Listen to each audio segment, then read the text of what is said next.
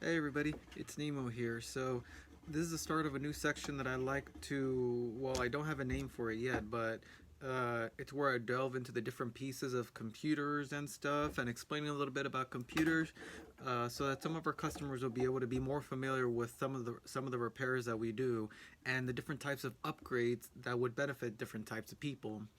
So without further ado, let's get into the first episode, which is comparing traditional hard drives to new solid state hard drives.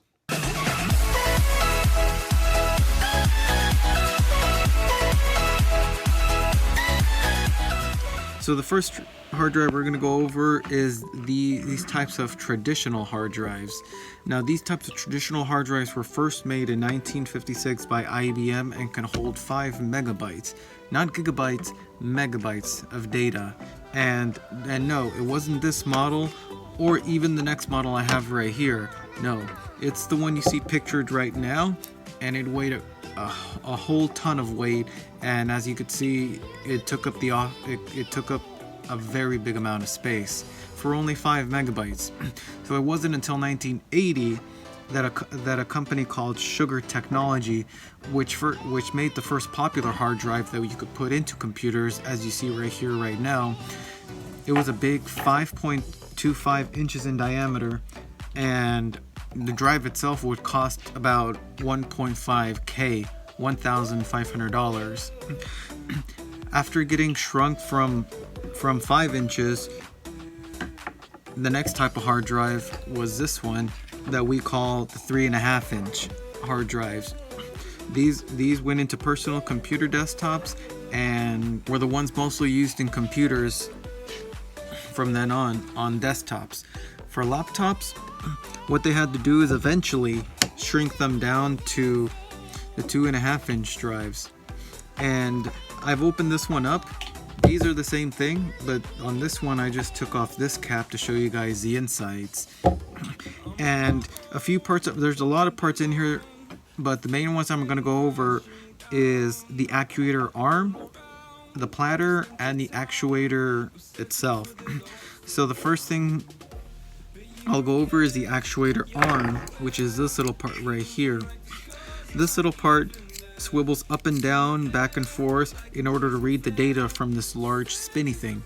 This large spinny thing is called the platter, and the platter actually holds the data on the hard drive. So all your music, all your pictures, everything is stored electronically and magnetically right here on this platter.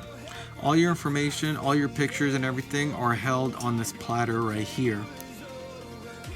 And this has to be extremely clean, so it can't have a speck of dust, it can't have a smudge of oil, it cannot have anything, otherwise at least that area would be rendered useless, or it might damage the actuator arm. And as you can see, the last part itself is called the actuator. This actuator is basically an electronic device controlled by a motor that moves the head around. In other words, the actuator arm. And I could actually take off this part right here to show you guys this right here. So these are the parts responsible for moving the actuator arm back and forth in order to find the data. And this right here basically acts like a magnet, so if you put it on anything that's magnetic, it'll stick to it. But as you can see, by today's standards, this is a very old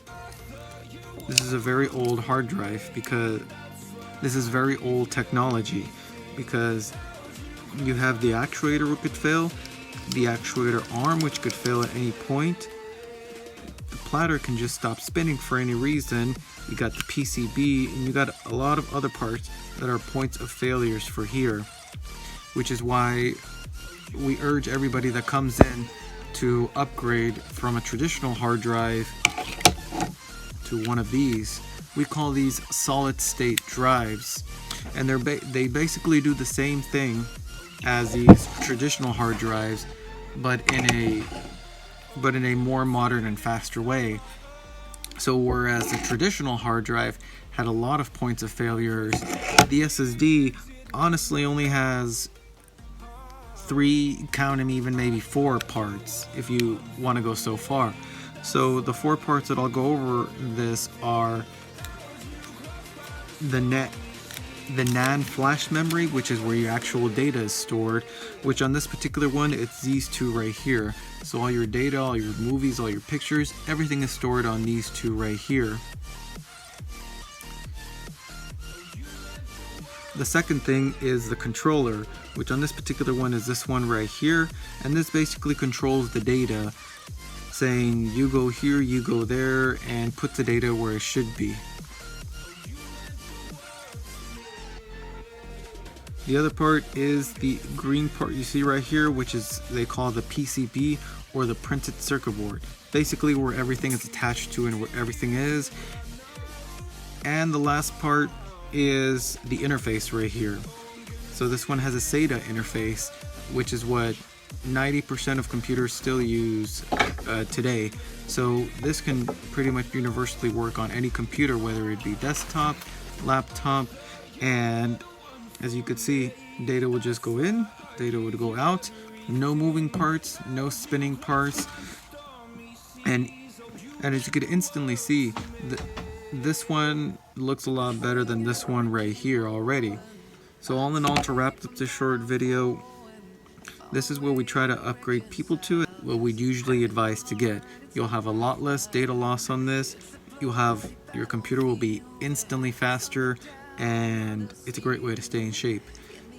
So that's a basic overview of a solid state drive versus a traditional hard drive.